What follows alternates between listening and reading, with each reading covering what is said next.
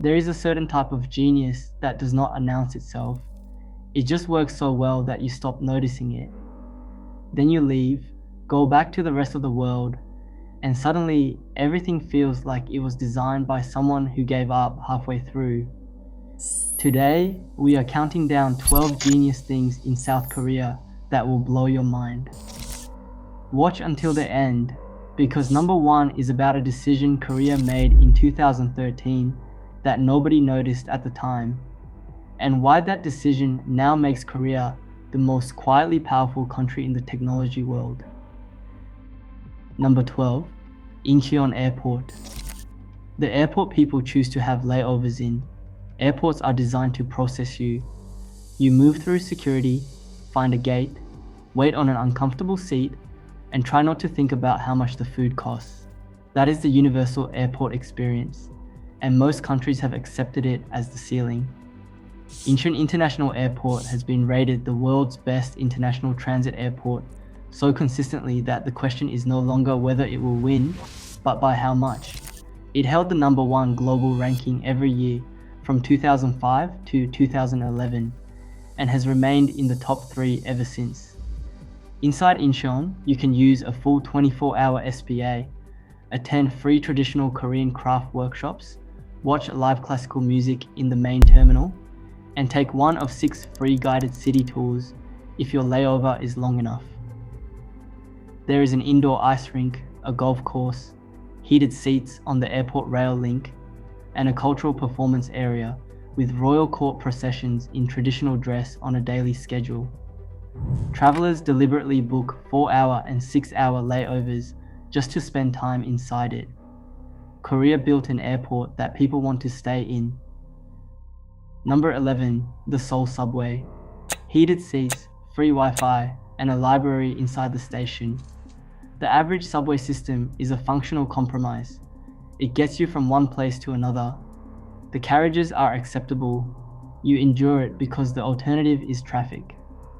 The Seoul Metropolitan Subway runs over 900 kilometers of track, carries over 7 million passengers a day, and operates with an on-time reliability above 99%. Carriages have heated seats in winter, real-time arrival information on screens inside every carriage, free high-speed Wi-Fi throughout the entire network, including underground sections, and designated quiet cars. Some stations have cultural facilities built into the concourse. Ticket machines operate in 11 languages. Most cities are proud when the train arrives within 5 minutes. Seoul built an entire comfortable daily environment underground and put 900 kilometers of it beneath the city. Number 10, Han River Park. Free, world-class public space in the middle of a megacity.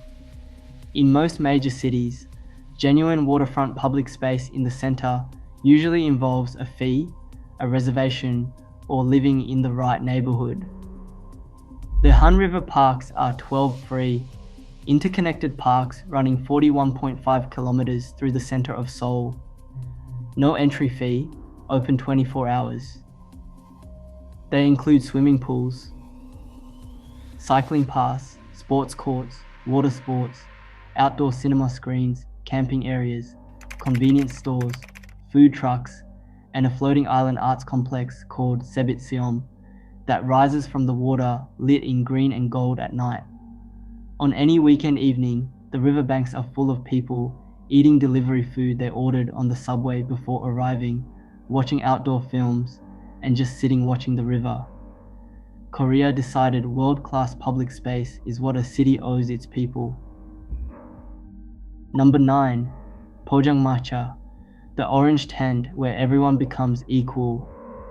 Every city has nightlife segmented by price point and dress code. The place where a junior office worker and a senior executive end up at the same table at midnight does not really exist in most cities. In South Korea it does, and it is an orange tent on a street corner. Pojangmacha are small street food tents found throughout Korean cities, identifiable by their bright orange canvas and plastic stools on the pavement. They serve tteokbokki, odeng fish cake, fried snacks, and soju at prices so low that nobody thinks twice about stopping. Open late, sometimes until 3 or 4 in the morning. They operate on one unwritten rule. Inside the tent, hierarchy dissolves. Office workers decompress after 12-hour days. Strangers share tables without being asked. People cry into their soju, and the person next to them says nothing or says everything depending on what is needed. K-dramas set pivotal emotional scenes in Pojangmacha because every Korean knows exactly what that orange tent means. It is the place where the city lets its guard down. Number 8. Soju, the world's best-selling spirit. $1.10 a bottle. The best-selling spirit in the world is not vodka. It is not whiskey. It is a clear Korean spirit most people outside Asia have never heard of, and it costs about as much as a bottle of water in most Western countries.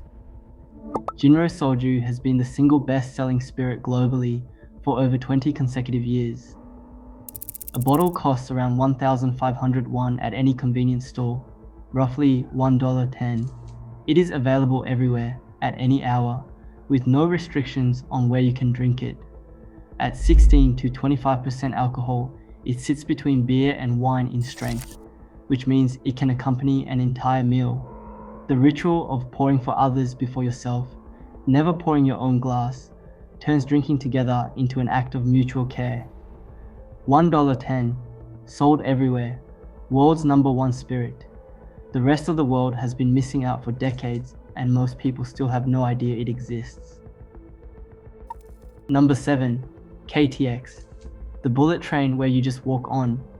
Taking a train between major cities in most countries involves either an uncomfortable slow ride or a high-speed option that costs nearly as much as flying. Either way, you accept the compromise because nobody has figured out a better middle ground. The KTX, Korea's high-speed rail network, runs at 305 km per hour and connects Seoul to Busan in 2 hours and 17 minutes. The drive takes 4.5 hours. A domestic flight, including check-in, security, boarding, and arrival, takes 3 hours minimum. The train wins every single time. Here is what makes it genius for anyone who has traveled by air. There is no security check, no baggage scanning, no removing your shoes or unpacking your laptop. You buy a ticket, walk to the platform, and get on. The carriages are quiet, wide, and smooth. The seats recline. There is a dining car. In 20 years of operation, the KTX has recorded 0 passenger fatalities. 66 million passengers used it in 2023. Korea built a transport system that makes domestic flying completely pointless, and then made it so comfortable that taking it feels like the obvious choice even if you had other options. Number 6. Esports. Korea built stadiums for it before the rest of the world had a word for it. Today, esports is a global industry with professional leagues, multi-million-dollar prize pools, and stadium events broadcast to hundreds of millions of viewers. Most countries are still figuring out how to regulate it, tax it, and take it seriously. Korea already built the entire infrastructure in the year 2000. OGN, the Ongamenet Star League channel, launched in 2000 as the world's first dedicated 24-hour television channel for professional gaming. That same year, the Korean government officially recognized esports as a legitimate professional career category. It was the first country on earth to do so. In 2004, StarCraft Championship was held on a beach in Busan in front of over 100,000 spectators. Professional gaming teams were sponsored by Samsung, SK Telecom, and Korean Air. Players had fan clubs, management agencies, and national celebrity status. Twitch launched in 2011. Korea had professional esports stadiums, television contracts, and government recognition 11 years before the platform that the rest of the world considers the home of esports even existed. The word esports itself was coined by a Korean government official in February 2000. Korea did not join the esports movement. Korea started it, and the world eventually caught up. Number 5. Hallyu, how Korea engineered the most successful cultural export strategy in history. BTS sold out stadiums on every continent.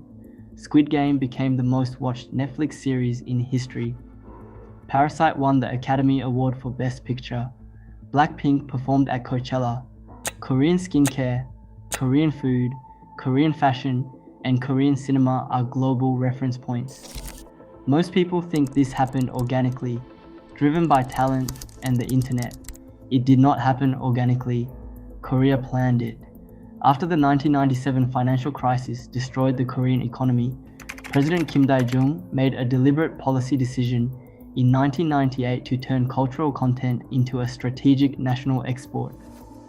The government created the Korean Culture and Content Agency, allocated dedicated budgets to support film, music, and television production, and built infrastructure for the entertainment industry the same way it had built infrastructure for manufacturing.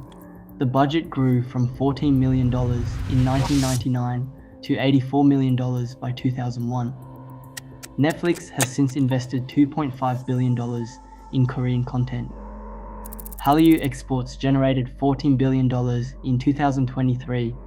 Parasite was the first non-English language film to win the Academy Award for Best Picture in the ceremony's 92-year history. A country that was economically devastated decided to bet on storytelling as a national recovery strategy and became the most culturally influential small nation on Earth. Number 4.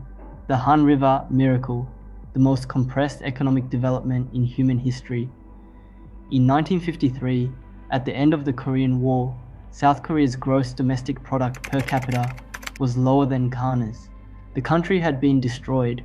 Over 1 million civilians were dead. There were no natural resources, no established industries, and no obvious path forward. 70 years later, South Korea is the 13th largest economy in the world. Economists call it the Han River Miracle and study it as a single-generation transformation unlike any other in modern economic history. No country has ever moved from that level of poverty to that level of prosperity in a single generation. Korea is also the only nation in history to transition from being an aid recipient to being an aid donor within a single lifetime. The country that needed the world's help in 1953 is now one of the world's major development aid contributors. Number 3. Electronic government. The entire government on your phone in 5 minutes. Interacting with your government in most countries means forms, queues, office hours, and waiting rooms. You accept it because it has always been this way. In South Korea, 95% of all government services are available through a single portal on your phone. Renew your passport, pay taxes, register a business, access your complete medical history, apply for benefits, check your pension, all from your phone in under 5 minutes. Korea ranks in the top 4 globally in the United Nations e-government rankings. Most Koreans under 50 have not needed to visit a government office in years. The government came to the phone rather than making citizens come to the building. Number 2. 5G.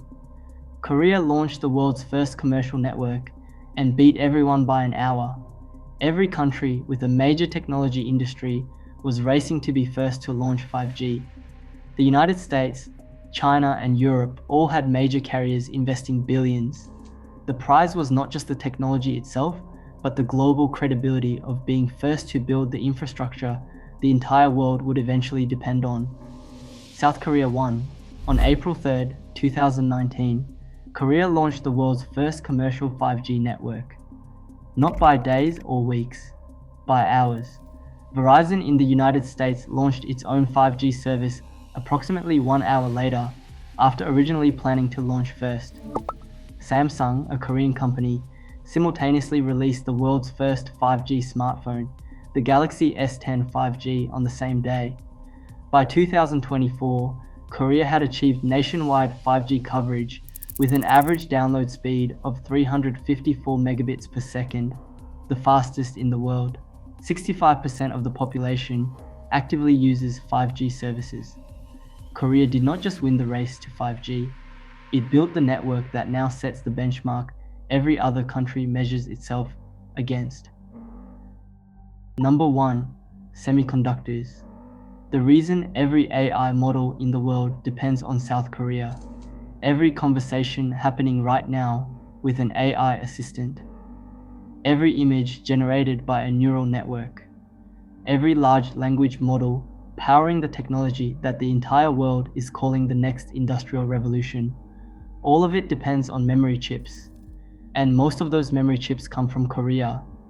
Samsung and SK Hynix together control 73% of global DRAM production and over 50% of NAND flash memory. Korea holds 60% of the global memory semiconductor market, but the most important number is this. SK Hynix has 62% of the high bandwidth memory market that powers every single NVIDIA AI chip. High bandwidth memory, known as HBM, is the specific type of memory that makes AI processing at scale physically possible. Here is what makes this genius rather than just dominant. Korea invented high bandwidth memory in 2013. At the time, nobody wanted it. The market was not ready. SK Hynix kept developing it anyway for 10 years, with limited commercial demand, refining the technology through generation after generation, while the world did not notice. Then the AI boom hit in 2023, and suddenly every technology company on Earth needed HBM immediately, and there was only one place to get it. Korea had spent a decade building the supply chain for a product the world did not yet know it needed. The rest of the world is debating whether AI will change everything. Korea is quietly supplying the memory that makes it run. Every single thing on this list exists because Korea made a decision to build something better at a moment when building anything at all seemed impossibly hard, during a financial crisis, after a war, in a country with no natural resources, and a geography surrounded by larger powers. The pattern is always the same. Korea identifies what the world will need next, builds the infrastructure for it before anyone else, and waits for the rest of the world to arrive. If you want to see more, like and subscribe, and watch the next video on your screen.